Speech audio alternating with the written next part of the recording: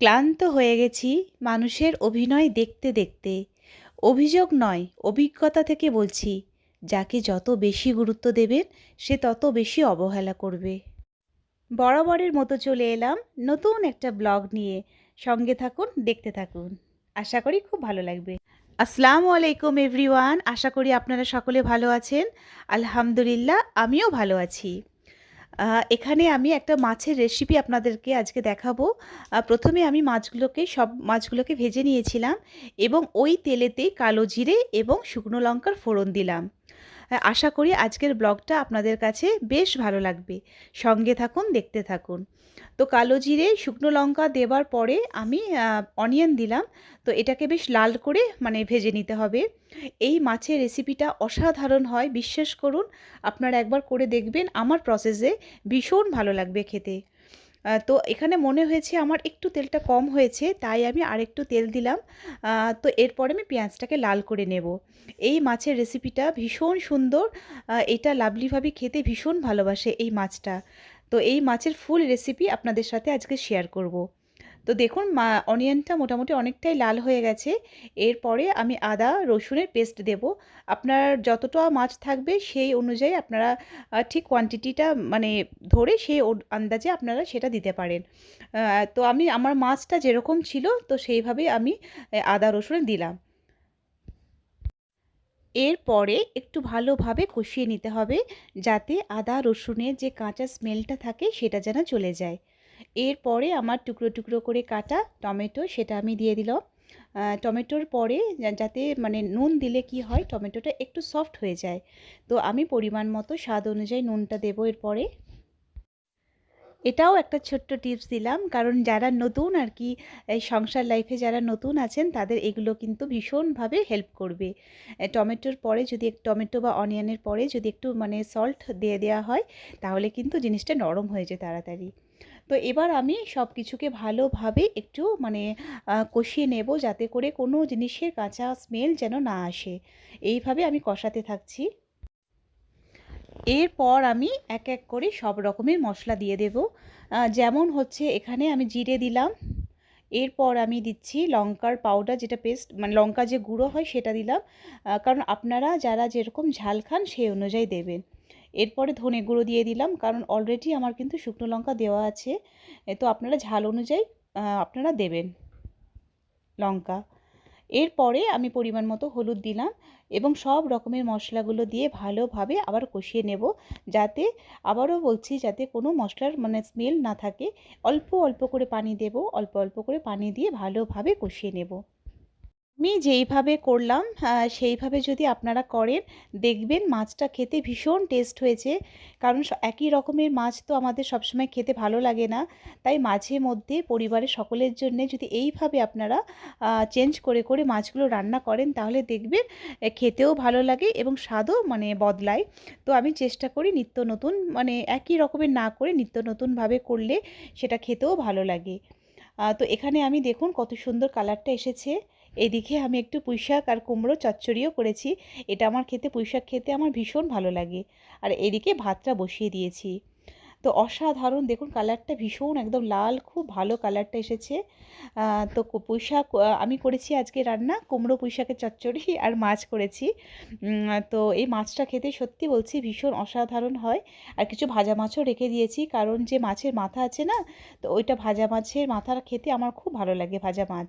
তো আমি রেখে দিয়েছি ভাজা মাছটার মাথাগুলো।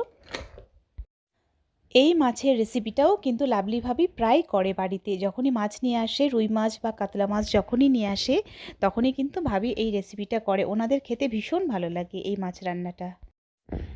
আচ্ছা, এবার আপনাদের সাথে একটা কথা বলি। যারা ভিডিওটা দেখছেন, কমেন্টও করেন, কিন্তু লাইকটা দিতে হয়তোবা ভুলেও যান। আপনাদের কাছে প্লিজ আমার বিনীত অনুরোধ আছে, আপনারা যেহেতু ভিডিওটা দেখছেন, তারা একটা লাইক দিয়ে যাবেন। আপনার এই ছোট্ট একটা লাইক আমার কাছে অনেক বেশি গুরুত্বপূর্ণ। আশা করছি আমার প্রিয় এবং শ্রদ্ধেয় ভিউয়ার্সরা আমার কষ্টটা বুঝে একটা লাইক দিয়ে যাবেন। আর কেউ যদি নতুন হয়ে থাকেন, তাহলে আমার চ্যানেলটিকে সাবস্ক্রাইব করতে পারেন। তাহলে আপনারা নতুন নতুন ভিডিও দেখতে পাবেন। আপনারা যদি কমেন্ট করেন, লাইক করেন, তবে তো আমি নতুন নতুন ভিডিও করার উৎসাহ পাবো। এরপরে আমি মশলাগুলো ভালোভাবে কষিয়ে নিলাম। এরপরে যে ফ্রাই মাছগুলো ছিল সেগুলো আমি একে একে করে দিয়ে দেব। মাছটাকেও কিন্তু আপনার মানে বেশ ভালোভাবে কিন্তু ফ্রাই করতে হবে, যে অল্প ফ্রাই করে নিলাম তা না, একটু বেশ ভালো করে ফ্রাই করবেন, তাহলে কিন্তু খেতে বেশ ভালো লাগবে। এবার অনেকজন পছন্দ করে যে তরকারির মধ্যে ধনেপাতাটা দিতে পছন্দ করে, আবার অনেকজন ধনেপাতার যে স্মেল আছে সেটা একদমই পছন্দ করেন না। তো যারা পছন্দ করেন না ধনেপাতা তারা কিন্তু অতি অবশ্যই দেবেন না। আর যারা পছন্দ করেন তাহলে কিন্তু এই মাছের মধ্যে ধনেপাতা আপনারা অবশ্যই দিতে পারেন। তো আমার প্রত্যেকটা ক্ষেত্রে ধনেপাতা ভীষণ অল টাইম ফেভারিট। তো সেই জন্যে আমি প্রত্যেকটা রান্নাতে ধনেপাতা দেওয়ার চেষ্টা করি। মানে যেসব রান্নাগুলোতে যায় ধনেপাতা সেগুলোতে দেওয়ার চেষ্টা করি। আর যেই রান্নায় ধনেপাতা যায় না সেগুলোতে আমি দিই না। তো এখানে আমার বেশ ভালোভাবে মাছটা হয়ে গেছে। এরপরে আমি একটু আমার কাছে ধনেপাতা ছিল, তো সেই জন্যেই আমি ধনেপাতাগুলো বেশ ছোটো ছোটো টুকরো টুকরো করে কেটে আমি মাছের মধ্যে দিয়ে দেবো ধনেপাতাটা। তো আপনারা প্লিজ এই রান্নাটাকে ট্রাই করুন এবং আমাকে কমেন্ট করে জানাতে একদম ভুলবেন না যে রান্নাটা আপনাদেরকে কেমন লেগেছে। এটা কিন্তু খুব, বিশ্বাস করুন, এটা খুব সুন্দর রান্না। এই মাছটা খেতে ভীষণ টেস্টি হয়, ভীষণ টেস্টি। আমি আপনাদেরকে দেখাতে কতটা পারছি বা বোঝাতে কতটা পেরেছি জানি না, কিন্তু দেখুন কালারটা কিন্তু ভীষণ ভালো এসেছে, দারুণ এসেছে কালারটা। আর ৩ রকমের লঙ্কার কিন্তু ফ্লেভার, ৩ রকমের টেস্ট হয়। শুকনো লঙ্কা, তারপর হচ্ছে কি যে পাউডার গুঁড়ো লঙ্কা এবং কাঁচা লঙ্কা, ৩ ধরনের লঙ্কার ৩ রকমের টেস্ট হয় কিন্তু। সেটা মানে আপনারা ভালোভাবেই জানেন, কিন্তু আমিও রান্নার মধ্যে সেটা আর কি উপলব্ধি বা অনুভব করেছি যেটা হয়। নিত্যদিনের যেসব রান্না হয় সেগুলোই আপনাদের ছোট ছোট করে গল্প আকারে তুলে ধরার চেষ্টা করি। এদিকে বাবু সাইকেলটাকে মোছামুছি করছে, পরিষ্কার করে নিচ্ছে। অবশ্যই আমি বাবুকে মানে শেখানোর চেষ্টা করি যে তোমার পক্ষে যেটা সম্ভব তুমি নিজের কাজ নিজে করারই চেষ্টা করবে। যেটা ও করতে পারবে না তখন তো আমরা আছি, বাবা মা তো আছি, কিন্তু নিজে বাচ্চাদেরকে শেখান ওরা যেটা পারবে করতে, তো ওরা যেন নিজের কাজটা নিজে করে নেয়।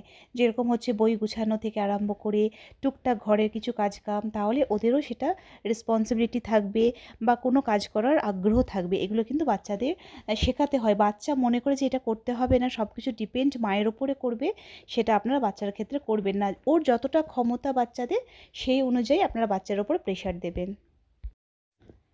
এদিকে ভাবি পাঠিয়েছে একটা মিক্সড ভেজের তরকারি, সেটা খুব সুন্দর খেতে হয়।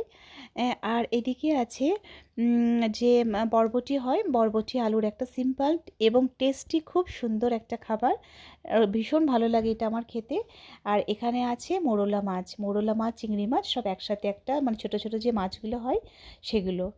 তো আজকে আমাদের দুপুরের লাঞ্চের মেনু হচ্ছে পুঁইশাক কুমড়ো চচ্চড়ি, মাছ ভাজা, এই যে ভাবি এগুলো পাঠিয়েছে, মিক্সড ভেজ, তারপরে বরবটি আলু ছিল, আর ছিল ওই ৫ রকমের যে মাছটা ছিল সেটা। বরাবরের মতো আজকেও আমি চলে এসেছি নাসিমা ভাবির বাড়িতে। তো এই কথাটা আপনাদের সাথে কখনো শেয়ার করা হয়নি।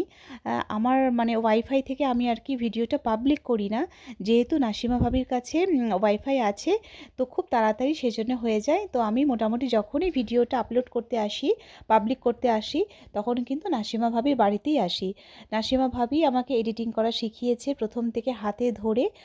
তো ওনার বাড়িতেই আমি, ওনার মূল্যবান সময় থেকে আমাকে যথেষ্ট টাইম দেয়। মোটামুটি তো আপনারা জানেন ভিডিও পাবলিক করতে গেলে কতটা সময় লাগে।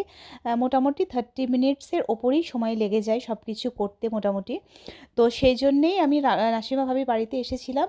এসে দেখছি ভাবি পিঠে বানাচ্ছে। তো আমিও আর কি ভাবির সাথে একটু হেল্প করে দিলাম। তো আমিও পিঠে বানাচ্ছি।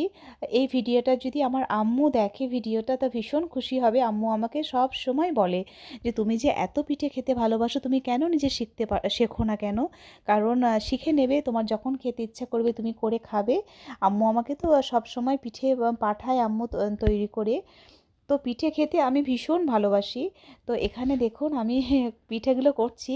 আমার কাছে যে মানে অপরূপ সুন্দর হয়েছে পিঠেগুলো, ডিজাইনগুলো। নিজে করেছি বলে বলছি না, কারণ আমি তো পিঠে করতে জানি না। আর সেইভাবে কখনো আমি পিঠে তৈরি করিও নি। কিন্তু এই ফার্স্ট টাইম আমি পিঠেগুলো করছি। ভীষণ আমার ভালো লেগেছে এবং খুব খুশি হয়েছি যে পিঠেগুলো আমি মানে করতে যে পেরেছি। তো নাসিমা ভাবিও আর কি করছিল। নাসিমা ভাবিরও একটা চ্যানেল আছে, নাসিমাস কুকিং রেসিপি। আমি আপনাদের এর আগের ভিডিওতে বলেছি। আপনারা অবশ্যই ওখানে যাবেন এবং নিত্য নতুন রান্না, পিঠে যাবতীয় যেগুলো হয় সেগুলো দেখান। মানে এত সুন্দর সুন্দর ওখানে রান্না দেখান যে কি বলবো। তো আমি দেখুন এখানে পিঠাটা বানাচ্ছি। এটা অ্যাকচুয়ালি সুজি দিয়ে করা হয়েছে, পুরো সুজিরই পিঠে। এবার স্টাফিংটা ছিল নারকেলের। তো দেখুন নারকেলের যে কালার, আমি তো ভেবেছিলাম যে ভাবি এটা গুড় দিয়ে করেছে, কিন্তু ভাবি বলল না আমি চিনি দিয়েই করেছি। কিন্তু নারকেলের যে কালার এত সুন্দর হয়েছে যে কি বলবো, আর খেতে অসাধারণ টেস্ট হয়েছে। তো ভাবিকে বললাম যে সুজির পিঠে এটা কিন্তু আমাকে একবার শিখিয়ে দেবেন। আমি মানে শ্বশুরবাড়িতে যখন এরপর যাব তখন আমি করে নিয়ে যাব। দেখুন ডিজাইনগুলো কত সুন্দর হয়েছে। তো নাসিমা ভাবি অলরেডি মানে মানে ভিডিওটা করছিল। এখানে দেখুন ৩ রকমেরও কালার আছে। ভীষণ সুন্দর হয়েছে নাসিমা ভাবির। এটা হচ্ছে নাসিমা ভাবির কিচেন। তো ওনার কাছে আমি যখনই ভিডিও পাবলিক করতে আসি, তো থ্যাংক ইউ সো মাচ ভাবি, আমাকে এতটা মানে সময় দিয়ে আমাকে শেখানোর জন্যে। মানে ভাবি আমার জন্যে অনেক কিছু টাইম দিয়ে করেছে। মানে যেমন কি বাচ্চাদেরকে হাতে ধরে শিখিয়েছে, ভাবি সেইভাবেই আমাকে এডিটিং করা থেকে আরম্ভ করে, ভাবির বাড়িতেই ওয়াইফাই মানে আছে, ওখানে গিয়ে আমি সব কিছু করি। দেখুন কত অপরূপ সুন্দর লাগছে ৩টে কালার। ভীষণ সুন্দর লাগছে। আর খেতে তো কি বলবো, জাস্ট মানে ওয়াও হয়েছিল খেতে। এক কথায় অন্য লেভেল। মানে জাস্ট মানে অসাধারণ, মানে তুলনা হয় না, এত টেস্টি হয়েছিল। আর সুজির সফট এবং টেস্টি খুব সুন্দর হয়েছিল। আর নারকেলের যে মানে পুরটা ছিল, স্টাফিং যেটা ছিল, সেটা কিন্তু খুব যে বেশি মিষ্টি ছিল সেটা না, পুরো একদম মানে পারফেক্ট ছিল আমার জন্যে। ভীষণ সুন্দর ছিল।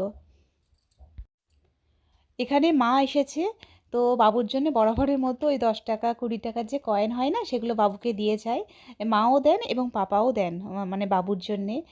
তো এখানে মানে গাছের আম থেকে আরম্ভ করে বাবুর জন্যে দেখুন সব মানে খুচরো পয়সাগুলো ওরা কাউন্ট করছে কত হয়েছে না হয়েছে।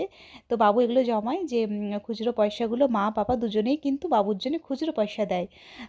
10 টাকার কয়েন, 20 টাকার কয়েন, এগুলো সব দেন মা পাপা। আজকের ভিডিওটা আমি আশা করছি আপনাদেরকে ভালো লেগেছে।